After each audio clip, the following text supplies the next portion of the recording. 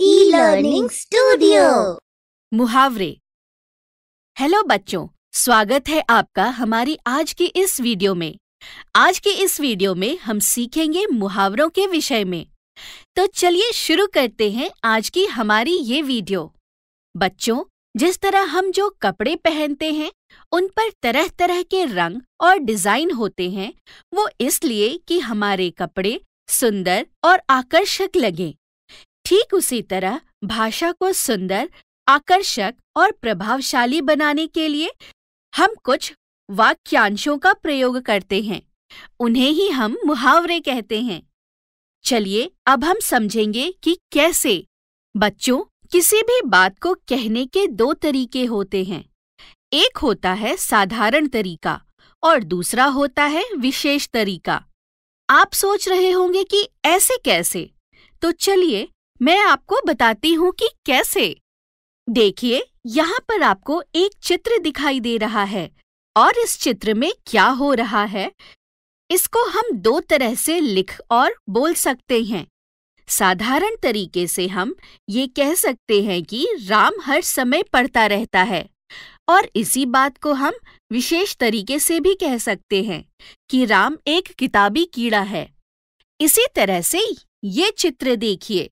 इस चित्र को देखकर हम साधारण तरीके से ये कह सकते हैं कि पुलिस को देखते ही चोर भाग गया, और विशेष तरीके से कहेंगे कि पुलिस को देखते ही चोर 9-2-11 हो गया। तो देखा, हमने यहाँ किस तरह अपनी बात को दो तरीकों से कहा। यहाँ पर किताबी कीड़ा होना और 9-2-11 होना एक विशेष प्रकार के कथन हैं।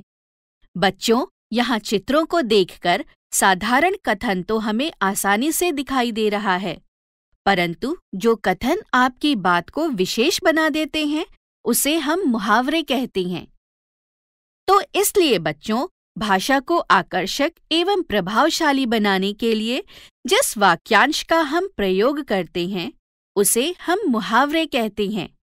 वाक्यांश अपने साधारण अर्थ में प्रयोग नहीं किए जाते, बल्कि ये एक विशेष अर्थ में प्रयोग किए जाते हैं। बच्चों, वाक्यांश का मतलब होता है वाक्य का अंश। आइए अब कुछ मुहावरे और उनके अर्थ जानें और कैसे हम उनका वाक्य में प्रयोग कर सकते हैं, ये भी सीखते हैं। मुहावरा, आंखों का तारा। इसका अर्थ है बहुत प्यारा। बच्चों, इस मुहावरे का वाक्य होगा, बच्चे अपने माता पिता की आंखों का तारा होते हैं। मुहावरा, आंखों में धूल झोंकना, और इसका अर्थ है धोखा देना, और इस मुहावरे का वाक्य होगा, पुलिस की आंखों में धूल झोंककर चोर भाग गया।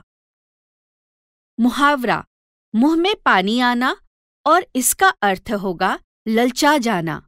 बच्चों, इस मुहावरे का वाक्य होगा, पार्टी में पिज्जा देखकर अमन के मुंह में पानी आ गया। नाक में दम करना। इसका अर्थ है बहुत परेशान करना, और इस मुहावरे का वाक्य होगा, आजकल बंदरों ने सबकी नाक में दम कर रखा है। दांतों तले उंगली दबाना। इसका अर्थ है हैरान होना। बच्चों, इस मुहावरे का वाक्य होगा, ऊंची इमारत देखकर राम ने दांतों तले उंगली दबा ली। अंगूठा दिखाना। इसका अर्थ है मौका पड़ने पर धोखा देना, और वाक्य होगा, मैंने राम से उसकी पुस्तक मांगी तो उसने मुझे अंगूठा दिखा दिया। दाल में कुछ काला होना, और इसका अर्थ है कुछ गड़बड़ होना। बच्चों, इस मुहावरे का वाक्य होगा, आज दोनों बहनें बहुत देर से कुछ बात कर रही हैं, जरूर दाल में कुछ काला है। टेढ़ी खीर होना। इसका अर्थ होगा काम कठिन होना। बच्चों, इस मुहावरे का वाक्य होगा, गणित के सवाल को हल करना मेरे लिए टेढ़ी खीर है। पेट में चूहे कूदना, और इसका अर्थ होगा बहुत तेज भूख लगना। बच्चों, इस मुहावरे का वाक्य होगा, जल्दी खाना दो, मेरे पेट में चूहे कूद रहे हैं। जमीन पर पैर न पड़ना। इसका अर्थ होगा बहुत घमंडी होना। इस मुहावरे का वाक्य होगा, कक्षा में प्रथम आने के बाद से ही राम के पैर जमीन पर नहीं पड़ रहे हैं। उल्लू बनाना, और इसका अर्थ है मूर्ख बनाना। इस मुहावरे का वाक्य होगा, तुम मुझे उल्लू नहीं बना सकते हो। आसमान सिर पर उठाना, इसका अर्थ होगा बहुत शोर करना, और वाक्य होगा, अपनी पसंद का खिलौना नहीं मिलने पर टीना ने आसमान सिर पर उठा लिया। लाल पीला होना, और इसका अर्थ है बहुत गुस्सा होना, और वाक्य होगा, अमन छोटी छोटी बात पर लाल पीला हो जाता है। कमर कसना, इसका अर्थ है तैयार होना, और वाक्य होगा, परीक्षा के लिए अमन ने अपनी कमर कस ली है। तो बच्चों, आज की अपनी इस वीडियो में हमने सीखा कि किसी भी बात को कहने के 2 तरीके होते हैं। एक होता है साधारण तरीका और दूसरा होता है विशेष तरीका। भाषा को आकर्षक एवं प्रभावशाली बनाने के लिए जिस वाक्यांश का हम प्रयोग करते हैं उसे हम मुहावरे कहते हैं।